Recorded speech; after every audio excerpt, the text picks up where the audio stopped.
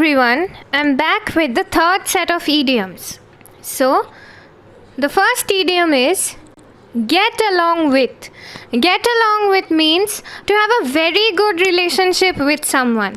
My best friend and I get along very well with each other. Or my brother and I get along very well with each other. It's very, very simple. The next one is kick the bucket. Kick the bucket is an euphemism for death. So if you say the old man kicked the bucket last night, you mean the old man passed away last night. The old man died last night. So kick the bucket means to die. The third one is an oddball. Oddball means a weirdo or a very strange and quirky type of person. My sibling has always been an oddball ever since she was 5 years old. She hardly interacts with anyone. So oddball means a weird or very strange person. The next one is a knee-jerk reaction. A knee-jerk reaction is an impulsive response, a quick and automatic impulsive response. That's a knee-jerk reaction. A possible sentence of this can be, she was so angry that she smashed the cup that was in her hand. It was a knee-jerk reaction. The next idiom is hang in there. Hang in there means please don't give up. Wait there. Wait a little longer. Hang in there, friend. Don't give up on the game after you've come so far. This is a possible sentence example. The next one is pull oneself together. To pull oneself together means to calm down. Pull yourself together. You have to go through a lot before you get where you want to go. Pull yourself together. You should not be deterred by such small failures. The next one is so far so good. So far so good means things are going pretty well so far. So far so good. So I scored a 90 up in my ISC. Then I cleared my JEE mains. And now I've gotten admission into a good college. So far, so good. Means things are going well so far. The next one is curiosity killed the cat. Being too curious about something can really get you into trouble. Being too curious about something can really get you into trouble. Okay, curiosity killed the cat. Don't be so nosy about everything. Curiosity kills the cat. The last straw, meaning the last problem in a series of problems. The final problem in a series of many other problems. That is what the last straw means.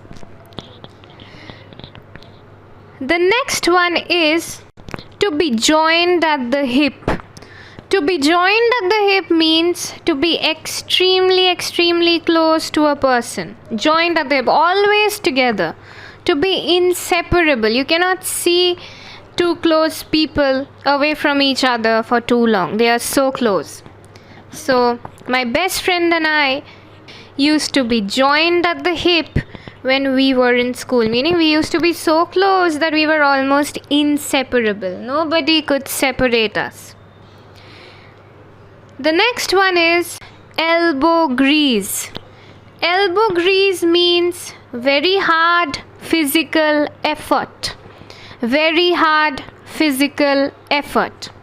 So for example, you can use it in a sentence like, shifting all the furniture and redecorating the whole room will require some elbow grease.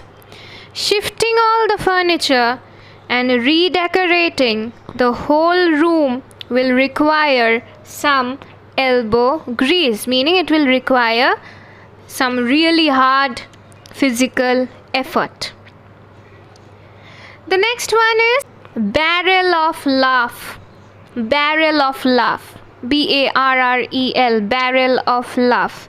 It means someone who is very, very funny, extremely funny. It can be your friend, it can be a particular relative, anyone. I like spending time with my uncle because he is a barrel of laugh. I like spending time with my uncle because he is a barrel of laugh. Okay. So the next one is old as the hills. Old as the hills means something that is very, very, very old, extremely old. Old as the hills. Her grandfather was the oldest resident in our town. He lived till he was as old as the hills. Very, very old. Very old. Or the gramophone in my room is as old as the hills. You can barely see gramophones anymore. The next one is up for grabs. Up for grabs. Up for grabs means it is available for anyone. Available for anyone. Up for grabs. So a possible sentence example can be the small shop at the end of the station was up for grabs.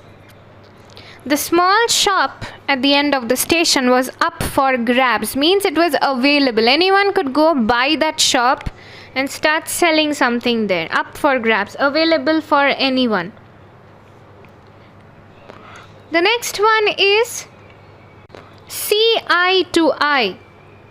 See eye to eye means to agree with someone. To agree with someone. See eye to eye means to agree with someone. So, Meena and I were very close friends because we saw eye to eye on most things. Meena and I were very close friends because we saw eye to eye on most things. Meaning, we agreed on most things. We could see eye to eye on most things. So Meena was a very good friend of mine. The next one is go break a leg. Break a leg means good luck. It doesn't mean that someone is asking you to go and break your leg. No. Break a leg means good luck. So if your friend is about to go up on stage and deliver a speech or perform something, a musical piece or a dance, just before your friend is about to go up on stage, you can say go break a leg, means good luck. The next one is barking up the wrong tree. Barking up the wrong tree means when you're looking for something in the wrong place, when you're looking for something where it's not meant to be, or when you're asking a wrong person to do a certain thing. That is barking up a wrong tree. Looking in the wrong place or asking a wrong person to do something and trusting a wrong person with an important responsibility. That's barking up a wrong tree. So for example, don't entrust her with the accounts. You'll only be barking up the wrong tree. Don't entrust her with the accounts. You will only be barking up the wrong tree. Or John is not fit for babysitting. Don't insist. You're barking up the wrong tree. The next one is be glad to see the back of someone. Be glad to see the back of someone. When you're glad to see the back of someone, it simply means that you're happy that that person is leaving. You're very happy that that person is going away finally. So I was very glad to see the back of my aunt. She's an obnoxious person. I was very glad to see the back of my aunt. She was an obnoxious person. So you're very happy to see your aunt leaving because she's an obnoxious person and you don't really enjoy her company. Okay, The next one is against the clock. Against the clock is a fairly simple idiom. It means when you're racing against time, when you're running very short of time, and you're trying to do something very, very quickly. So, against the clock. The next one is don't judge a book by its cover. Don't judge a book by its cover, once again, is a very popular idiom which you might have heard many people use. It simply means that don't judge someone or something just merely because or by their appearance. A person might not look very strong, but in reality he can be extremely strong. So don't judge a book by its cover. We all thought Joe was an antisocial, introverted person, but he amazed us with an eloquent speech at the annual concert. One should not judge a book by its cover. So this is a possible sentence example where this idiom has been used. The next idiom is a couch potato. A couch potato means a very idle and lazy person who is always sitting in the couch and not doing anything. Okay? So you can use it in a sentence like, and I'm sure many of you will be able to relate to this one. The coronavirus pandemic has turned me into a couch potato. Meaning it has made me very, very lazy. Now I only eat and sleep and sit in the couch. And I don't do anything else. And most of the time, I spend looking at screens, at glowing screens in front of me. The next one is a piece of cake. A piece of cake means something that is very, very easy. Something that is extremely easy. A piece of cake. So, definitely, I'm ready to do your homework. It's just a piece of cake for me. Think of how generous people can be. I'm ready to do your homework. It's just a piece of cake for me. Or, you can definitely nail this exam. It's a piece of cake to you. You're so intelligent, you can ace this exam. You can nail this exam. It's as easy as a piece of cake to you. The next one is food for thought. Food for thought means this is something worth considering, worth thinking about. Food for thought. This is something really worth thinking about. The next one is not my cup of tea. Not my cup of tea is, this is not something that I like, or this is not usually the kind of thing I enjoy doing. Okay? Not my cup of tea. Or it's not something that I can do. It's not something that I'm cut out for. Not my cup of tea. So going back to the mathematics example. So mathematics has never been my cup of tea. It's never been something that I've done with a lot of, enthusiasm. So mathematics has never been my cup of tea. Or painting a portrait has never been my cup of tea.